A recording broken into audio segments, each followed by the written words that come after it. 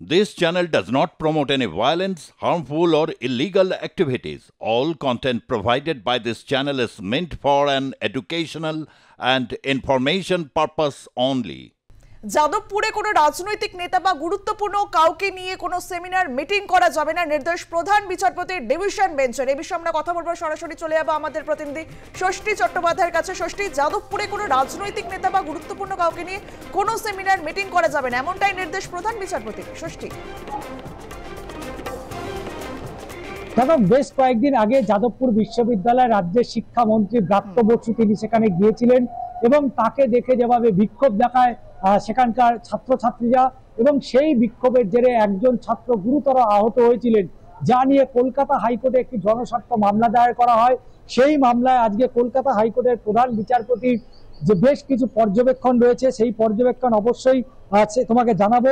যে যেভাবে যাদবপুর বিশ্ববিদ্যালয় যেখানে আগে থেকেই মূলত নির্ধারিত ছিল, অর্থাৎ যেখানে দেখা যাচ্ছে যে যাদবপুর বিশ্ববিদ্যালয় পরিস্থিতি স্বাভাবিক নয়, জানা সত্ত্বেও কেন সেখানে শিক্ষামন্ত্রী বা রাজনৈতিক ব্যক্তিত্বরা গিয়েছিলেন, এ বিষয়ে আজকে প্রশ্ন তুলেছিলেন প্রধান বিচারপতি।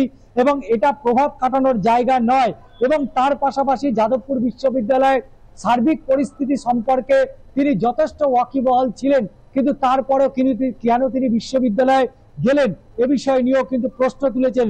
যদিও যাদবপুর বিশ্ববিদ্যালয় নিয়ে রাজ্যের পক্ষ থেকে কল্যাণ বন্দ্যোপাধ্যায় জানিয়েছেন তারা চাইছেন যে যাদবপুরে যাতে শান্তি ফিরে আসে। 2014 সালে একটি মামলা রুজু হয়েছিল, এফআইআর পর্যন্ত দায়ের হয়, এবং এই ঘটনায় বেশ কিছু সময় ধরে দেখা গিয়েছে যে যাদবপুরে সেখানে পুলিশ প্রবেশ করতে পারছিল না। যাদবপুর কর্তৃপক্ষকে আজকে প্রধান বিচারপতির কড়া নির্দেশ যে অবিলম্বে সেখানকার নিরাপত্তা ব্যবস্থা করতে হবে।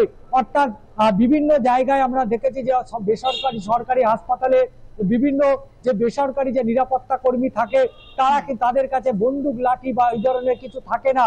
এক্ষেত্রে যাদবপুর বিশ্ববিদ্যালয়ের নিরাপত্তা আরো আঁটোসাঁটো করতে হবে এবং প্রয়োজনে পুলিশের সহায়তা নিতে হবে। এক্ষেত্রে যাদবপুর বিশ্ববিদ্যালয় কর্তৃপক্ষ কি পদক্ষেপ গ্রহণ করেছে এ বিষয়ে কিন্তু বিশ্ববিদ্যালয় কর্তৃপক্ষের কাছে জানতে চেয়েছে আজকে প্রধান বিচারপতি। এবং তার পাশাপাশি যেমনটা বলছিলেন ষষ্ঠী, এবং এই যে যাদবপুরে যে বারবার যেভাবে একের পর এক ঘটনা ঘটছে, যা নিয়ে কিন্তু আজকে প্রধান বিচারপতি বেশ কিছু তাৎপর্যপূর্ণ আরো মন্তব্য করেছেন, যেখানে তিনি বলছেন বিশেষ বাহিনী মোতায়েন করুন, রাজনৈতিক রং বাদ দিয়ে কেন এই বিশ্ববিদ্যালয় তৈরি হচ্ছে না সেটার দিকে নজর দিন।